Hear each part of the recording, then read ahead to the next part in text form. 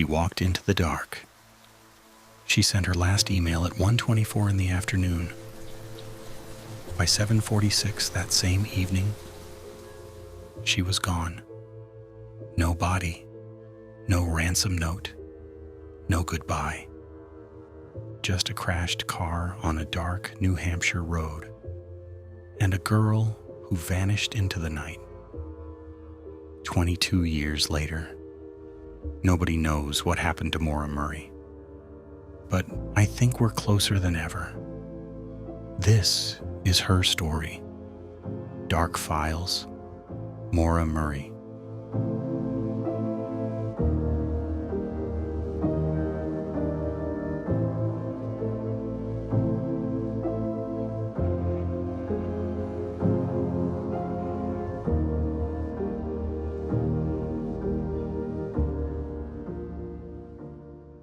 Maura Murray was 21 years old, a nursing student at the University of Massachusetts Amherst, an athlete, a former West Point cadet.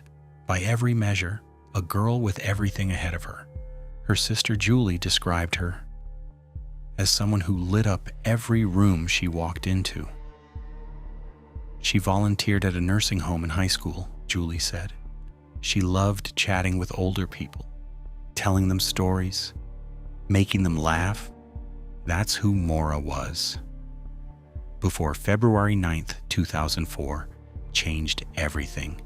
On the morning of February 9th, Maura sent her nursing homework to her classmates at 3:32 a.m.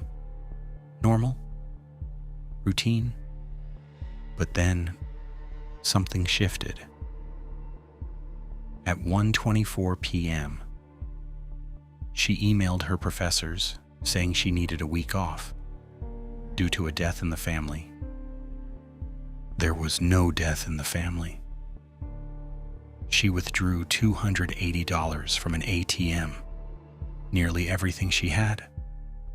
She stopped at a liquor store and bought vodka, Kahlua, and Bailey's. She loaded her textbooks into her car, and she drove north.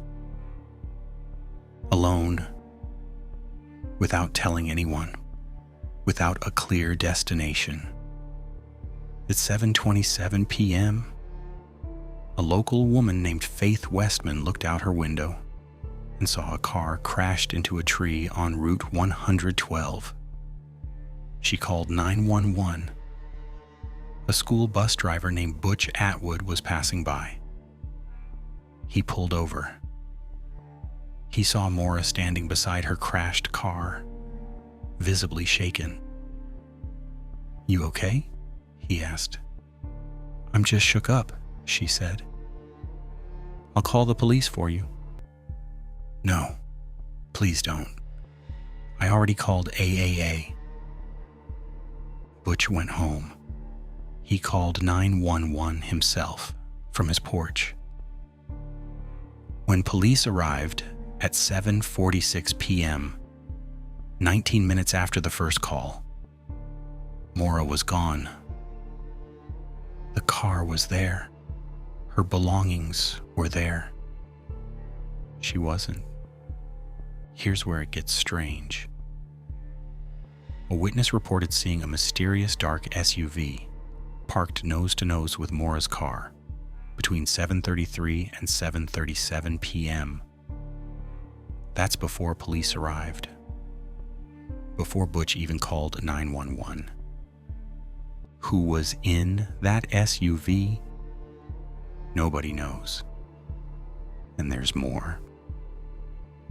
Faith Westman, the woman who first called 911, told police she saw a man smoking a cigarette near the car. Her husband saw something different, a red glow. Not a cigarette, a red glow.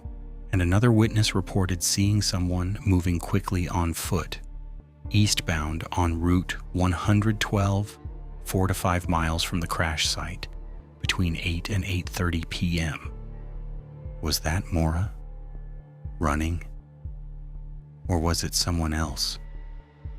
For 20 years, this case went nowhere. And then In 2025, everything changed.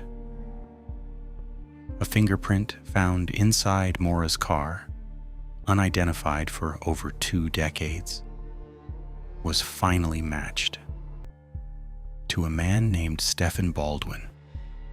Baldwin was a classmate of Maura's at West Point. According to journalist James Renner, they had been in a relationship. In March 2025, Baldwin was convicted of running a fraudulent charity. And when investigators dug deeper, they found his fingerprint inside her car. Baldwin confirmed it. Does that make him responsible? Not necessarily. But it opens a door that was sealed shut for 20 years. Maura's sister Julie has spent 22 years fighting for answers. We have grappled with the fact that we will most likely never see Maura again, she said.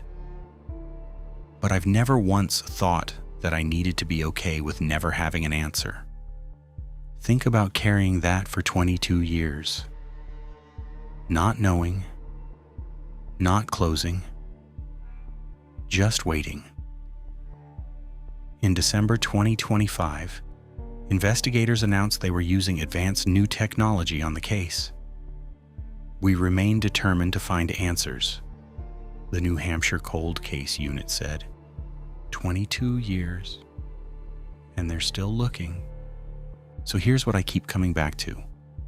Maura Murray didn't disappear randomly. She planned something.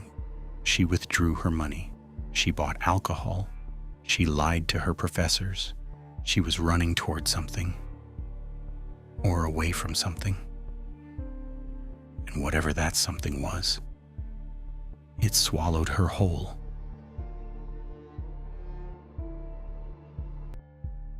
What do you think happened to Maura Murray? Did she run voluntarily? Was she taken? And what about that fingerprint? Tell me in the comments. I read every single one. And if you know something, the New Hampshire Cold Case Unit is still actively investigating. Subscribe to Dark Files. Tomorrow we open another case. The file is closed. For now.